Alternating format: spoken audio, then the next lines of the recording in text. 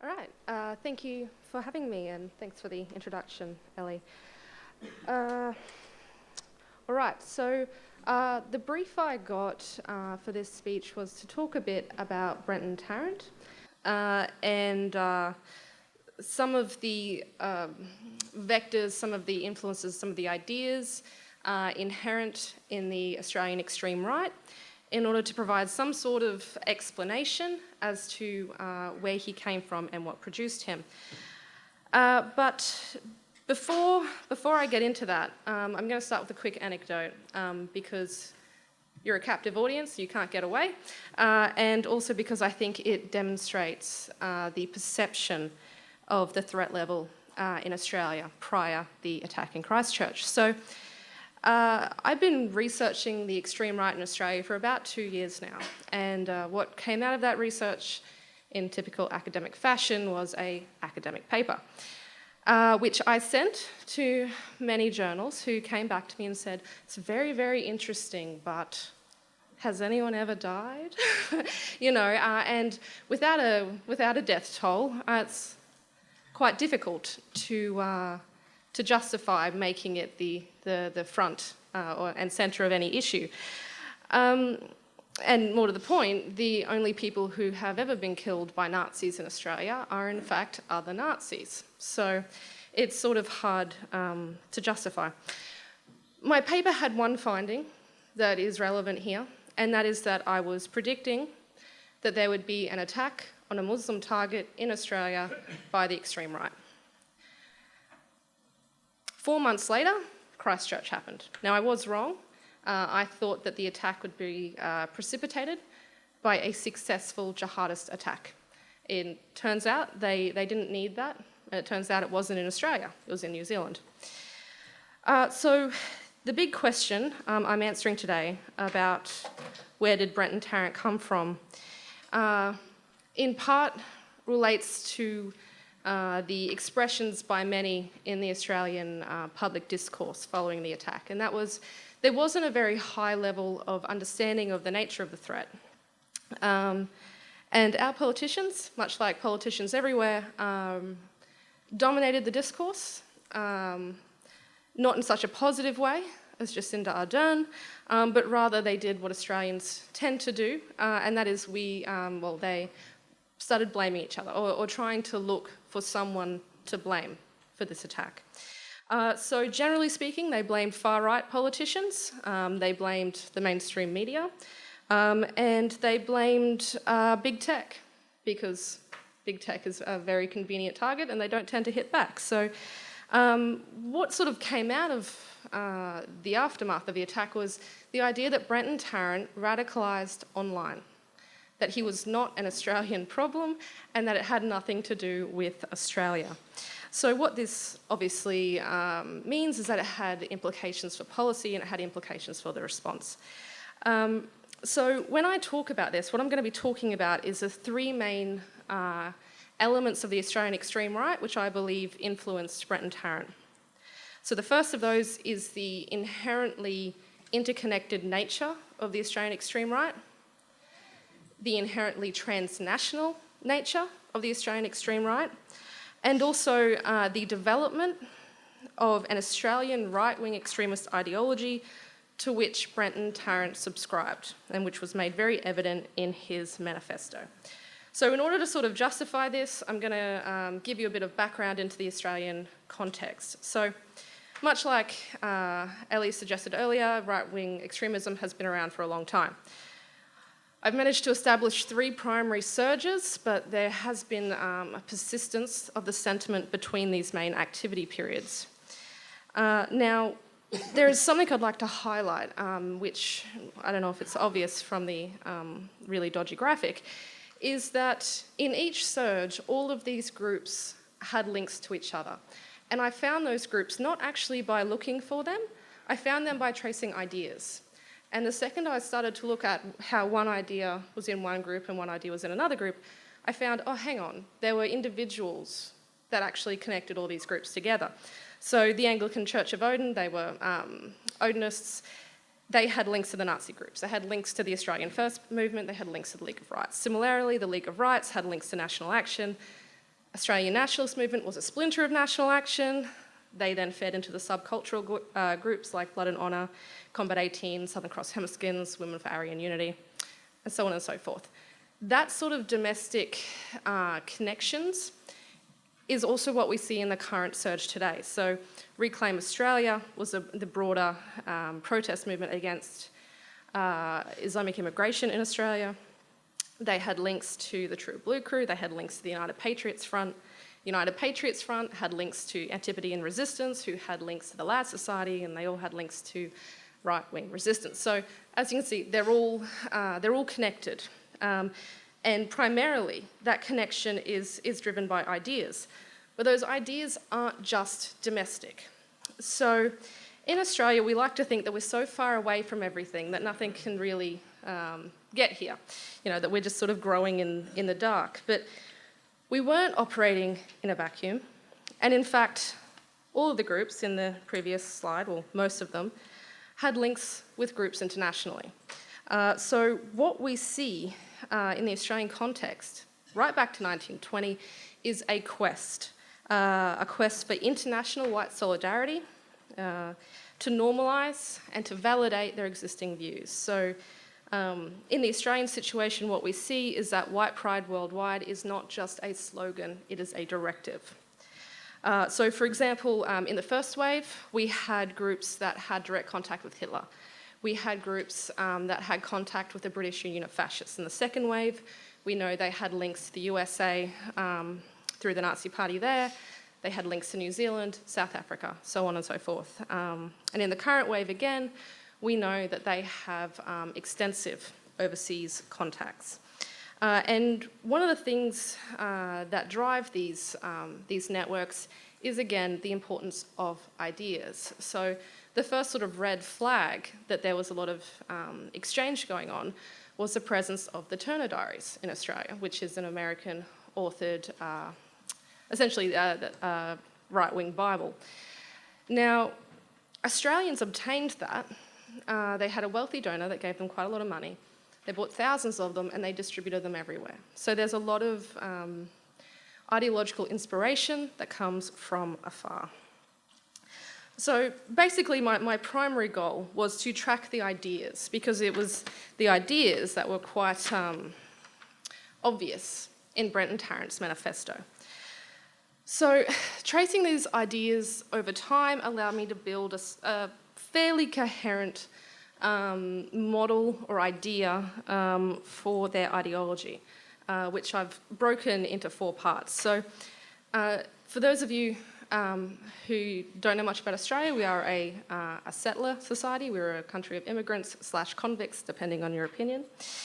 And when you have a native population that are not white, you need to do a lot of revisionism to try and claim that you have an authentic white Australian identity, which they did.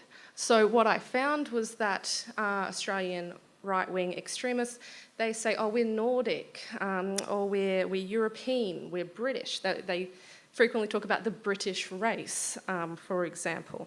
We're Aryan, these sorts of ideas. But what it all comes back to is, so we can't really do that pseudo-racial science that we see in the United States, so we'll just say that we're white and we'll claim that that's enough. So they do that, and they do the fairly standard things that people do when they're trying to create a collective, culturally constructed identity. They start venerating myth and legend. So the Aussie Bushman, the Aussie Battler, the Anzac, all of these historical tropes were sort of brought in and configured into the quintessential typical white Australian. They also relied on myth. So believe it or not, a lot of them were Odinists, so they were pagans. So they talk about those pagan gods and goddesses. And all of this led to the creation of what they hoped was an authentic white identity, natives to the Australian spiritual landscape. And this is an identity that they believe is of extreme value. Now, they also believe that that identity is extremely vulnerable, and it's vulnerable to the imagined other, to the outgroup, to the to the racial peril, to the conspiratorial peril. So, for example, in the first surge, the Australian extreme right were worried about the Jews, who they believed had created Christianity to encourage racial mixing, and also communism, which they also believed was a Jewish construct. They also didn't like the left wing because they believed that they were complicit actors. Now, what this really came down to at its fundamental level was essentially white supremacy. They were worried that the white race was under an existential threat, that it was going to be displaced, erased, removed. So that changed, and the enemy in the 1980s became Asian immigrants because we had an influx of Vietnamese refugees after the Vietnam War. In current day, of course, that enemy is Muslim communities. So and not just Muslim communities. So Australians don't really identify the differences between Sikhs and Muslims. So both places of worship tend to come under attack at times. What's important to note when we talk about the threat to the white identity by the out-group is that once you are in that out-group, you do not leave. You stay there. So the Jews are just as much in that out-group today as what they were in the 1920s. Then, of course, that out-group, that threat, is held responsible for the degeneration and the perceived corruption and failings of contemporary society. They believe that society has become corrupt, decadent, sexually deviant, and that is all the fault, they claim, of the out-group. Now, the solution to this is a retrograde, is a nostalgic, reimagined future. So they go, in the past, everything was wonderful, and this is what our ideal future should look like. So it provides a premise for action. Now, this ideology has been steadily forming over time, but the model applies to all of the historical manifestos that I've been working on, and it also applies to contemporary Gab posts, which are published by contemporary extreme right leaders. But two events had to happen before those leaders emerged. The first was a Lindt Cafe siege, the second was a Bendigo mosque protest. So probably wasn't a major event internationally, but in 2014, a Shia-born Iranian turned Salafist took Lindt Cafe hostage, took 16 hostages. He killed one. Another was killed by police before he himself was also killed. The second event was a Bendigo mosque protest. So a mosque was going to be built in Bendigo, which is in rural Victoria, to serve the 500-strong Muslim community in Bendigo. And there were a series of protests and rallies basically calling to stop the mosque, yes, but also to stop Muslim immigration and to deport Muslims. So much like what we see in the extreme right in Europe, these rallies served an important purpose, and that purpose was to allow leaders to emerge. Now, there were three leaders. We call them the Bendigo Three. The first was Neil Erikson, the second was Thomas Sewell, and the third, and the one I think is most significant, is Blair Cottrell. So Blair Cottrell posts frequently on Gab. He is and has become a significant voice. Now, after he started speaking, we start seeing signs of violence. We start seeing activities happen in the extreme right, which sort of indicate that they were building towards something. Now, the first of those precursors was Philip Galea. So Philip Galea is currently before the Victorian court at the moment. He is charged with creating or writing a Patriots cookbook with bombing instructions. He was found allegedly in preparation for making those bombs, and he was also found to have been scoping out left-wing targets. Now, Philip Galea was in direct contact with Blair Cottrell. He had links to the United Patriots Front, he had links to the True Blue Crew, and he had links to Reclaim Australia through them.